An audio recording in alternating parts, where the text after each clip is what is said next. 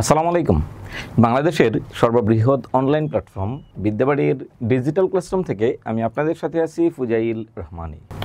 সুপ্রিয় চাকরি প্রত্যাশী, আজ আমি আপনাদেরকে এমন একটি কৌশল শেখাবো যে কৌশলেই খুব সহজ থেকে সহজতর উপায়ে উপসর্গ থেকে আসা বিসিএস, ব্যাংক, প্রাইমারি, নিবন্ধন ও 11 থেকে 20তম গ্রেডে আসা সকল চাকরির ক্ষেত্রে 1 বা 2 নম্বরের প্রশ্ন খুব সহজেই উত্তর করে আসতে পারবেন। চলুন আমরা আজকে আলোচনা শুরু করি।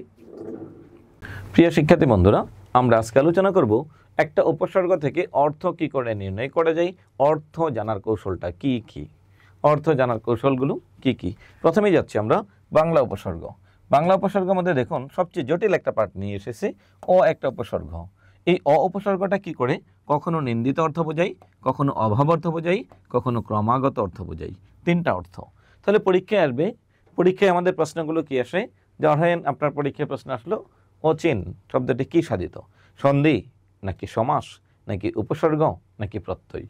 আপনি উত্তর লিখলেন সন্ধি শব্দটি উপসর্গ সাধিত। 2, এই অচিন শব্দটি কোন উপসর্গ? অ, অঘা, অজ, অনা, আ আর আন আপ, কদ কুনি পাতি, বি ভর রাম স সা সু হা।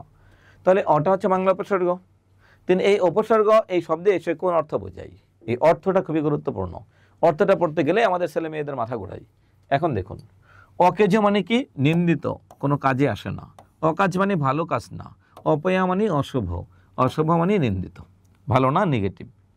অচিন মানে চেনার অভাব, অজানা জানার অভাব, অথই মানে থইয়ের অভাব। এই অটা দ্বারা অভাবকে বোঝাচ্ছে, কখন অভাব আর কখন হচ্ছে কি নিন্দিত বোঝাই। অঝোড়ে, অঝোড়ে, অঝোড়ে শব্দের অর্থ ক্রমাগত, টানা। যেমন ধরেন বাচ্চাদেরকে টিকা দিলে দেখবেন ওই রাত সারা রাত বাচ্চারা কান্না করছে, কোনো মতেই বাচ্চাকে থামানো যায় না, এটাকে বলে অঝোড়ে, নন স্টপ কান্না। এই বর্ষাকাল, আষাঢ় মাস, শ্রাবণ মাস, এই সময় যখন বৃষ্টি পড়ে তখন দেখবেন টানা বৃষ্টি পড়ে যাচ্ছে, সারা দিন বৃষ্টি পড়ছে, এই 2 মিনিট থামছে আবার বৃষ্টি পড়ছে, এটাকে বলে অঝোড়ে। অঝোড়ে মানে ক্রমাগত। তাহলে শিক্ষার্থী বন্ধুরা, আপনাকে বুঝতে হবে এই অঝোড়ে শব্দটা দ্বারা আসলে নিন্দিত বোঝায় না, এই অঝোড়ে শব্দটা দ্বারা আসলে অভাব বোঝায় না, অঝোড়ে দ্বারা বোঝায় কি ক্রমাগত। এই অর্থটা যদি আপনি বুঝতে পারেন তাহলে আপনার জন্য সব কিছুই ইজি হয়ে যাবে। তাহলে আসুন, অঘা উপসর্গটি কোন অর্থ বোঝায়? অঘা, অঘা মানে বোকা। অঘারাম মানে হচ্ছে বোকারাম, অঘাচণ্ডী মানে হচ্ছে বোকাচণ্ডী। আপনার পরীক্ষায় প্রশ্ন আসবে অঘাচণ্ডী কোন অর্থে ব্যবহৃত হয়? অঘাচণ্ডী কোন অর্থে ব্যবহৃত হয়? অঘাচণ্ডী মানে কি? বোকাচণ্ডী। অজ, অজ, অজ, অজ উপসর্গটি কি অর্থ বোঝায়? নিতান্ত মন্দ। কেন? অজ পাড়াগা। এই অজ পাড়াগা দ্বারা আমরা কি বুঝি? নিতান্তই মন্দ কোনো কিছুকে বুঝি। অজ পাড়াগা এটা দ্বারা কি বুঝি? নিতান্ত মন্দ কোনো কিছুকে বুঝি। তাহলে শিক্ষার্থী বন্ধুরা দেখুন, এই অজ পাড়াগা দ্বারা কি রকম পাড়াগাকে বুঝি? যে পাড়াগায় নাগরিক সুবিধা নেই, রাস্তাঘাট নেই, বর্ষাকালে হাঁটু সমান কাদা, এরপরে হচ্ছে বসন্তকালে আপনার আকাশে ধুলার সাগর, হ্যাঁ, অনেকটা এই টাইপের, সেই শরৎচন্দ্রের বিলাসী গল্পের মতো হয়ে যাবে তখন। অর্থাৎ যেখানে ইলেকট্রিসিটি নাই সেখানে আপনি টিউবওয়েল ইউজ করতে হবে, সেখান থেকে আপনি কোনো মোটর অথবা সাবমার্সিবল ইউজ করতে পারবেন না, পানি উত্তোলন করা কঠিন, ফ্যান ইউজ করতে পারবেন না, প্রচণ্ড গরমে ফ্রিজ ইউজ করতে পারবেন না, বা অন্যান্য কোনো নাগরিক সুবিধা পাচ্ছেন না, এদেরকে বলে অজপাড়াগা। তাহলে দেখুন, অজমূর্খ, অজমূর্খ দ্বারা কি বুঝি?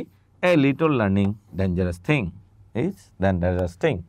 দেখুন, অল্পবিদ্যা ভয়ঙ্করী, সে জানে না কিন্তু সে সেটা বিষয়ে বিস্তারিত আলোচনা করে ফেলতে পারে, এটাকে বলে অজমূর্খ, মানে নিতান্তই মূর্খ, সে কিছুই বোঝে না।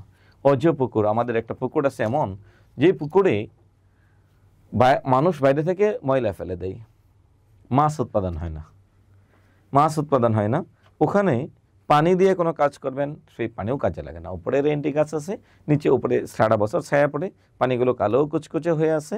এখন এখান থেকে যদি আপনি এক আঁচল পানি ওঠান হাত দিয়ে, পানি দেখার পর আপনি দৌড় দিবেন যে না, হাতটা হ্যান্ড ওয়াশ দিয়ে ধুয়ে আসি, কারণ এই পুকুরের কোনো পানি ইউজ করার উপযুক্ত না, মাছ চাষ করার উপযুক্ত না, মানে একেবারে বাজে পুকুর যেটা, এটাকে বলে হচ্ছে অজ পুকুর, নিতান্তই মন্দ। তাহলে প্রিয় শিক্ষার্থী বন্ধুরা, আপনাকে বুঝতে হবে এই অজপুকুর শব্দের অর্থটা কি। আগে পুকুর অর্থ বুঝতে হবে, আর অজ দ্বারা কোন অর্থ বোঝাচ্ছে এটা বুঝে পড়তে হবে।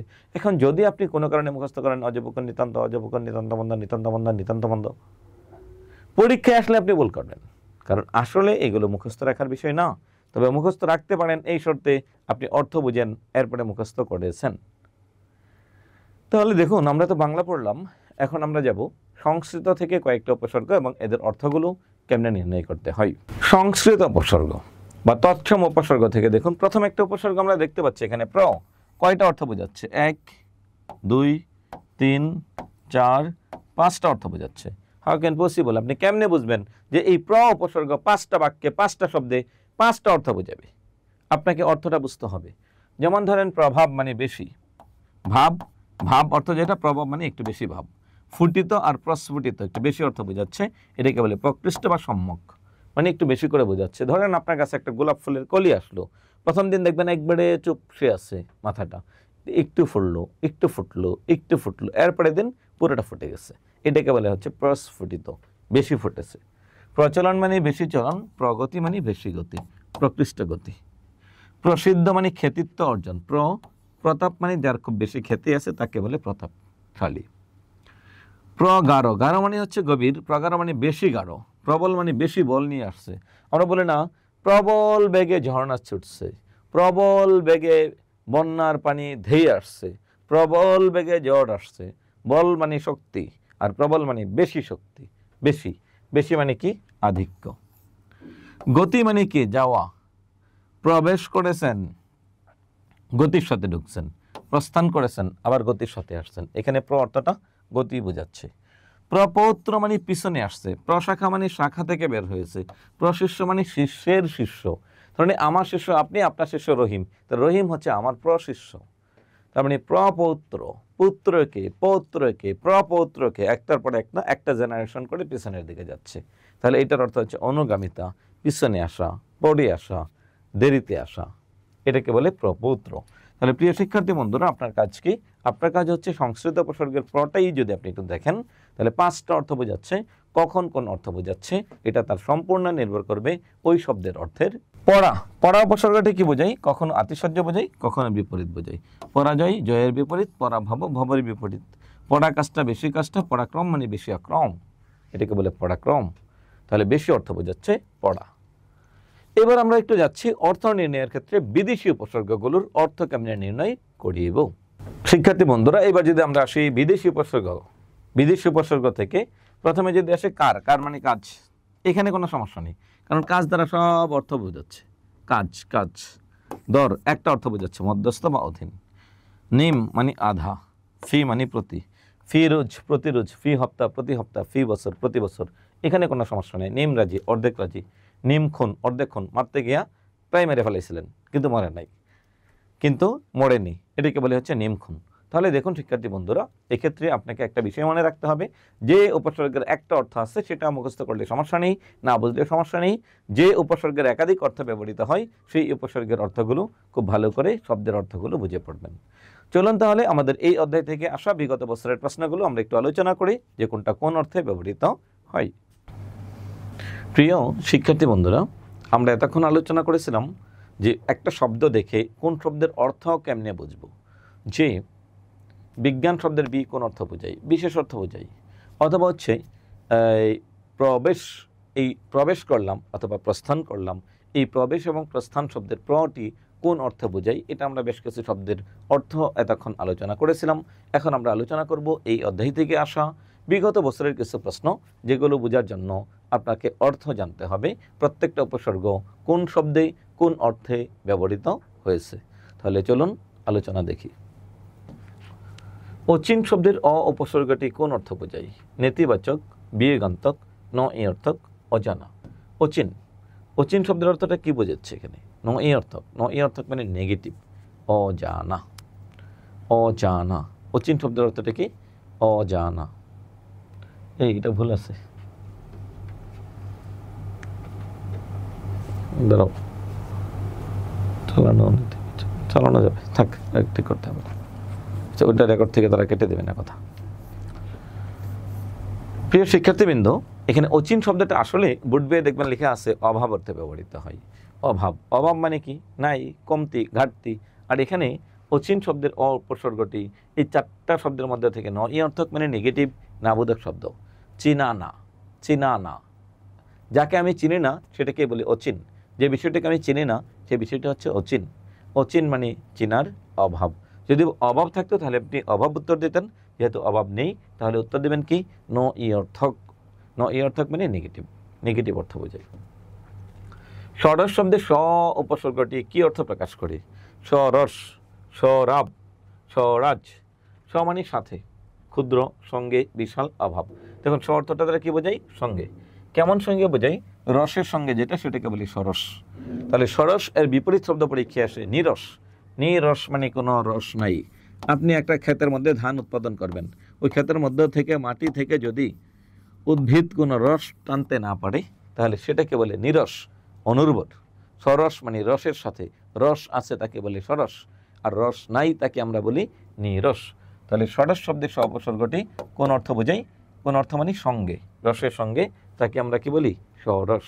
রসের সঙ্গে তাকে আমরা বলি সরস। অভাব অর্থে ব্যবহৃত হয়েছে নিচের কোন উপসর্গটি? নিখুঁত, খুঁত নাই, আপসায়া, অস্পষ্ট সায়া, অকাজ, নেগেটিভ কাজ, মন্দ কাজ, খারাপ কাজ, নিন্দিত কাজ। তাহলে আলুনি দ্বারা কি বোঝাই? আলুনি মানে হচ্ছে লবণের অভাব। আলুনি, লবণের অভাব।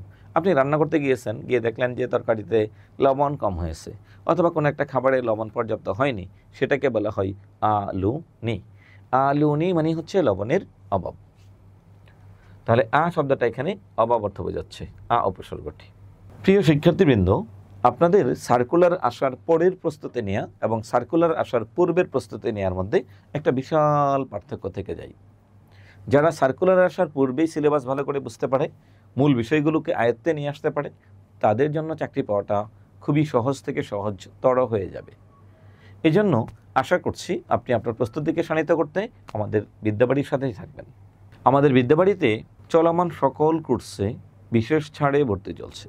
আপনি আমাদের সাথে যুক্ত হতে চাইলে আমাদের স্ক্রিনে দেওয়া হটলাইন নাম্বারে যোগাযোগ করতে পারেন। সবাই ভালো থাকবেন, সুস্থ থাকবেন। সবাইকে ধন্যবাদ। আল্লাহ হাফিজ।